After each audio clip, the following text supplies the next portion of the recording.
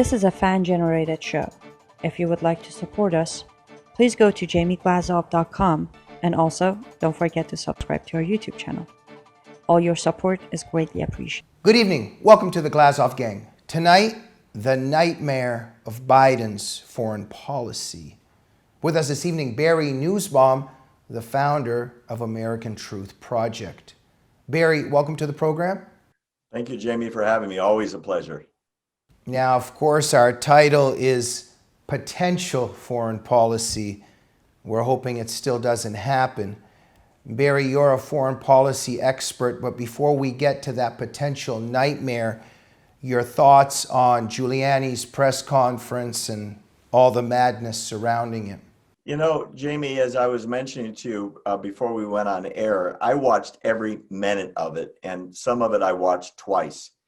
I was flabbergasted that they, and I say they, three extremely prominent attorneys with a national recognition and a CV beyond reproach, and other attorneys of similar pedigree standing behind them, went public with what is the most catastrophic political intervention on a negative front in American history.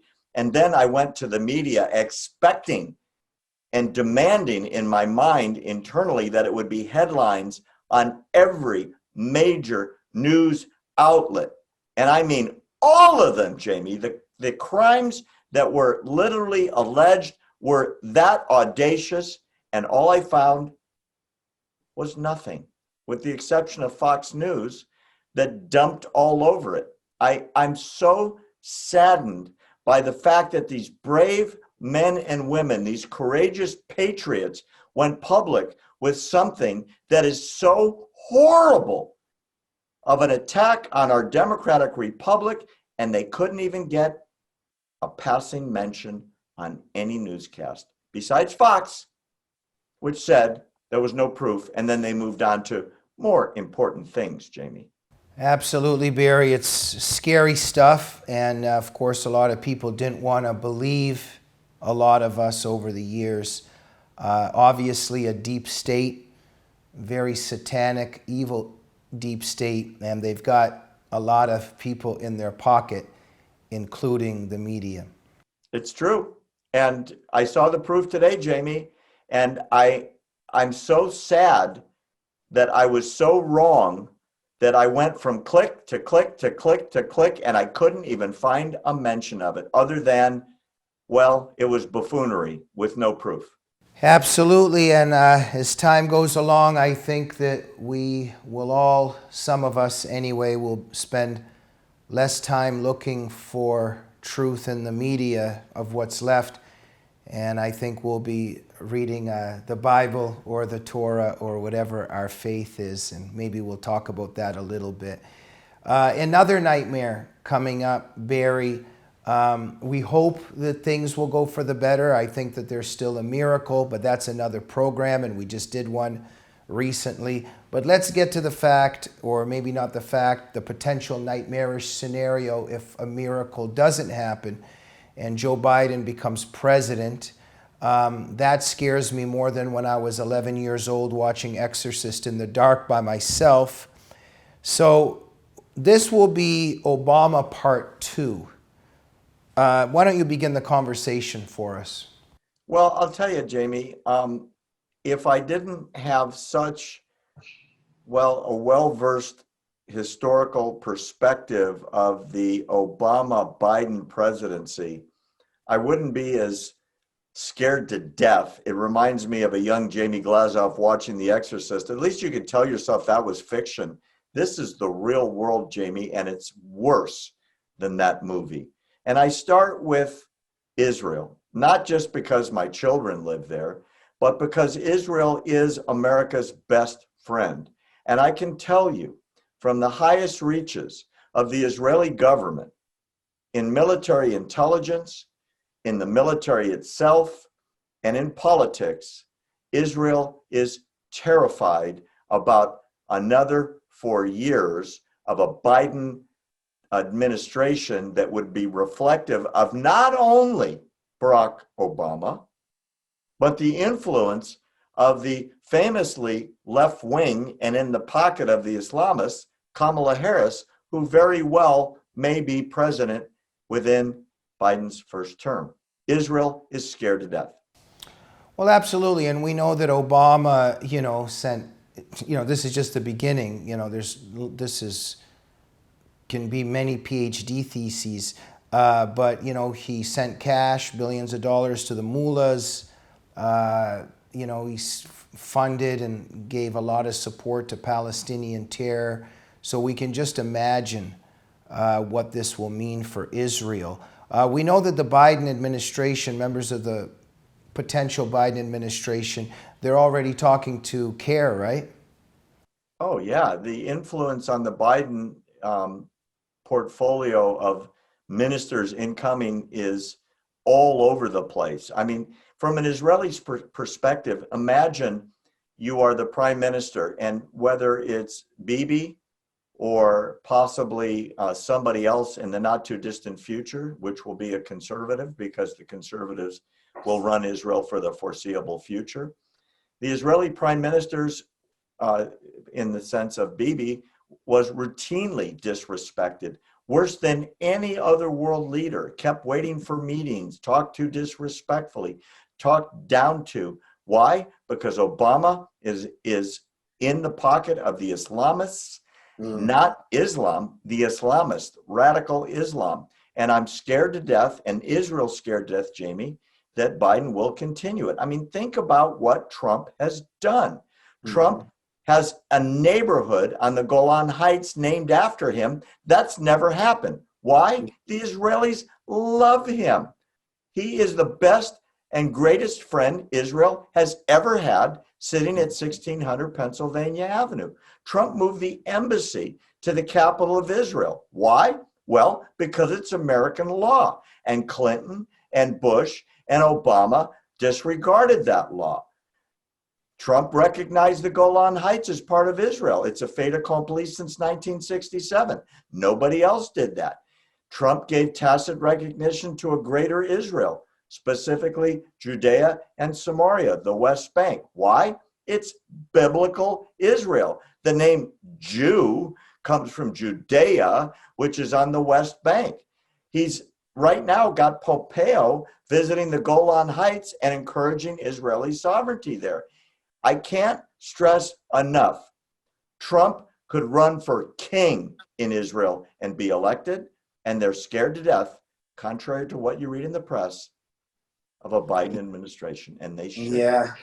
I can just imagine just a horrifying record, the Obama administration, and how they betrayed Israel, how they promoted and really buffered and aided and abetted the enemies of Israel. Just awful. And Obama has blood on his hands in terms of what all of that did, in terms of what Palestinian and Islamic terror did against Israel, and of course against America and so many others. Saudi Arabia and other moderate Gulf states, they're quite horrified as well, because they're not too impressed with Obama having been so, let's say, close and allied to the Muslim Brotherhood, right? Oh, yeah. You remember the apology tour, the low point in American international relations when Obama traveled the Middle East apologizing for the United States.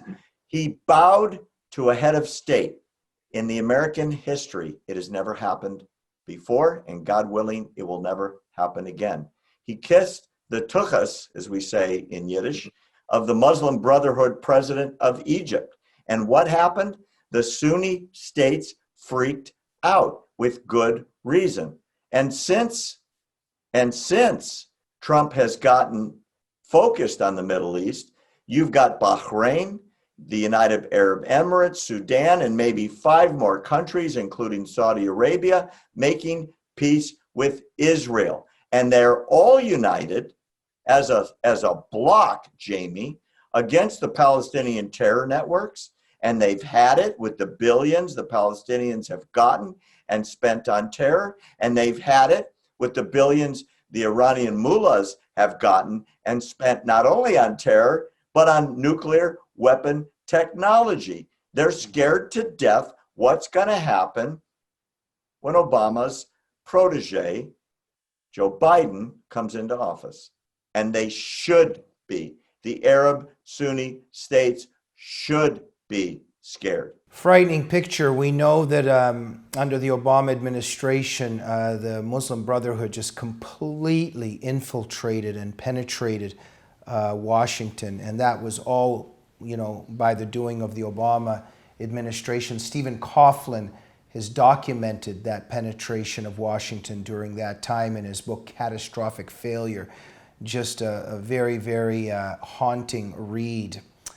So another haunting scenario, Barry, look, we know that Trump is in the way. That's why they hate him so much. He's in the way of this global reset. He's in the way of the global network they want to set up, this new world order. He's that brave hero holding that dam from coming in. And so they got to get him out of the way. So when Biden comes in, we know what's going to happen. So look, Trump was fighting against these globalists, and if Biden comes in, we're going to see Agenda 21, global, this whole global network. How do you see it? Jamie, it's as bad as you say and worse. The UN will become the world's governing body. Remember, Biden, like Obama, and even some GOP internationalists, are globalists. And what that means is one world government. Unlike Trump, who said, America first, I'm an American, America comes first. I mean, it sounds like, yeah, that's an obvious statement, but it freaks these people out who think the world should be run by the international bankers and the politicians that are above the politicians that are elected. Remember what the UN was like in the last few days of the Obama administration. After Trump was elected, Obama ordered his UN ambassador, Samantha Power, to allow Israel to get bulldozed by a UN resolution that the United States, instead of vetoing, abstained. Why? Because Obama hates Israel and always has. And he wants a one world government, and his protege, Joe Biden, is the same way. Let me quote something really scary.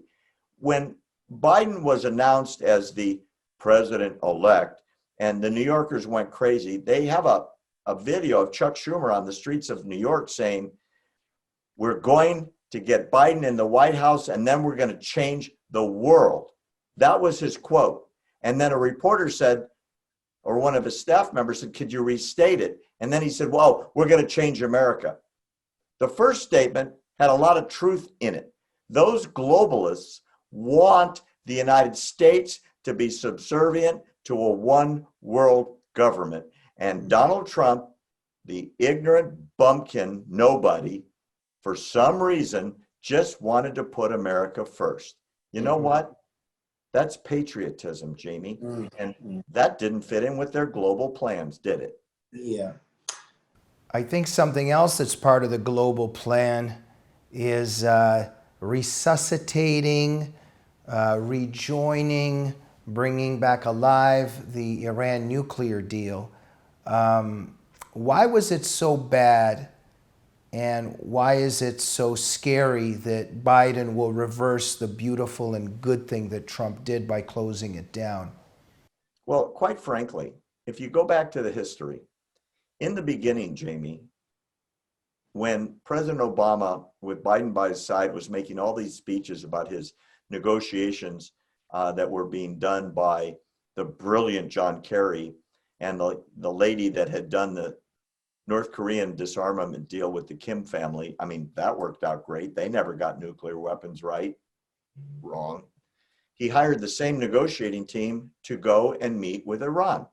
And he said in the Rose Garden, a very famous speech that I've never forgotten, Iran will never have a nuclear weapon. Turned out to be a lie. We will have full and complete access to all sites in Iran, everywhere. That turned out to be a lie. We will have access with no warning. That turned out to be a lie. Iran will never have nuclear weapons. That will be a lie. Iran will rejoin the world and will stop exporting terror. That turned out to be a lie. Every single thing Obama and Biden promised was a lie.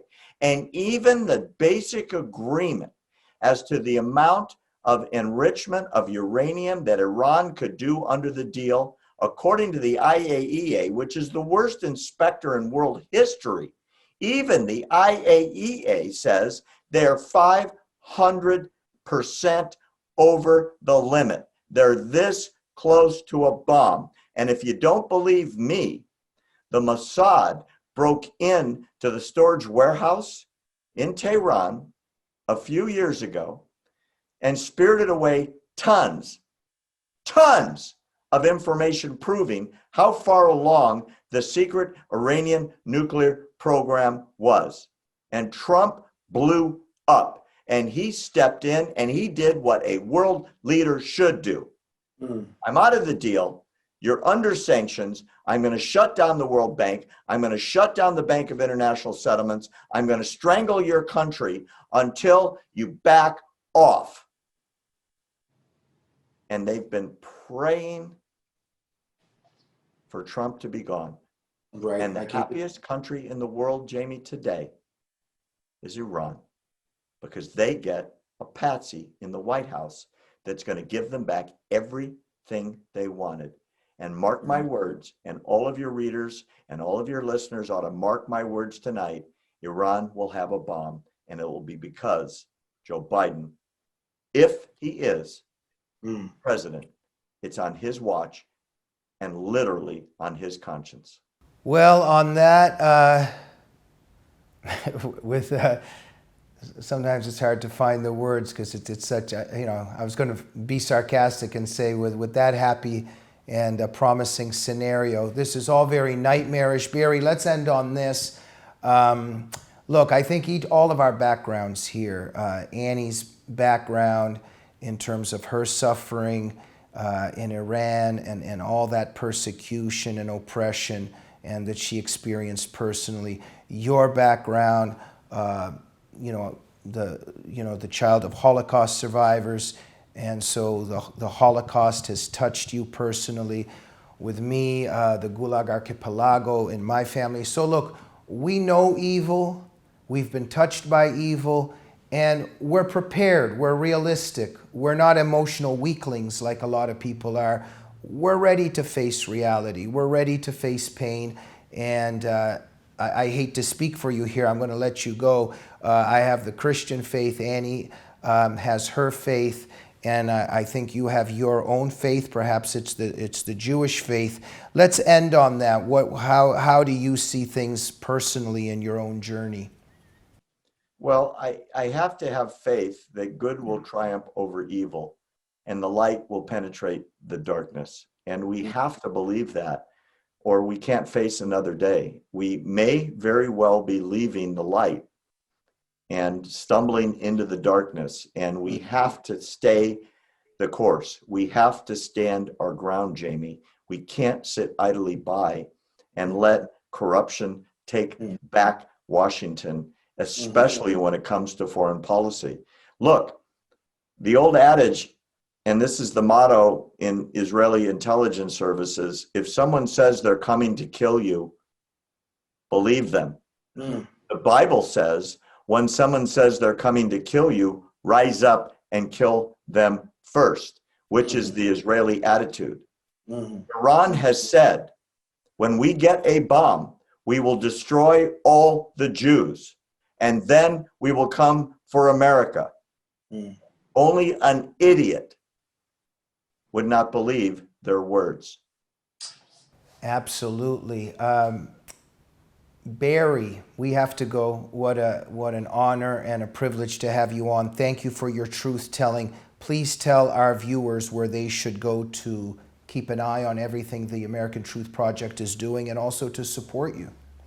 Thank you, Jamie, for the opportunity. AmericanTruthProject.org is on the web. That's our home website. You can sign up there and get all of our stuff. It's always for free.